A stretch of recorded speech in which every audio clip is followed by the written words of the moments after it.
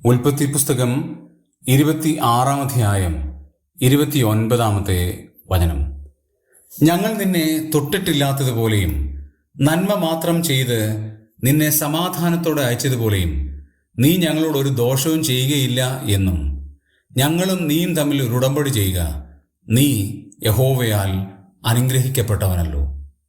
അബ്രഹാമിൻ്റെ മകനായ ഇസഹാക്കിനെ കുറിച്ച് അവിടുത്തെ ജനങ്ങൾ പറയുന്ന ഒരു പദപ്രയോഗമാണ് നമുക്ക് കാണാൻ കഴിയുന്നത്. ഇസഹാക്കേ, നീ യഹോവയാൽ അനുഗ്രഹിക്കപ്പെട്ടവനാണ്. മറ്റുള്ളവർ ഒരു ദൈവ പൈതലിനെ കുറിച്ച് പറയുന്ന അഭിപ്രായം എത്ര വിലപ്പെട്ടതാണ്. ഇസഹാക്കിനെ കുറിച്ച് ആ ദേശത്തിലുണ്ടായിരുന്ന അബീമേലെക്കും സ്നേഹിതന്മാരുമൊക്കെ ഇങ്ങനെ പറയണം എന്ന് വരികിൽ ഇസഹാക്കിൻ്റെ ക്വാളിറ്റി എത്ര ഉന്നതമാണ്. നീ യഹോവയാൽ അനുഗ്രഹിക്കപ്പെട്ടവനാണ് എന്ന് പറയുന്നതിലൂടെ ദൈവത്തിലുള്ള ആശ്രയവും ദൈവത്താൽ അനുഗ്രഹം പ്രാപിച്ച ഒരാളുടെ നന്മയും ആ ജനം നോക്കി നേരിൽ കാണുവാനിടയായി. പ്രിയമുള്ളവരെ, നമ്മെക്കുറിച്ചും ജനങ്ങൾ പറയേണ്ടത് അതുതന്നെയാണ്. നിങ്ങൾ യഹോവയാൽ അനുഗ്രഹിക്കപ്പെട്ടവരാണ് എന്നുള്ളത്.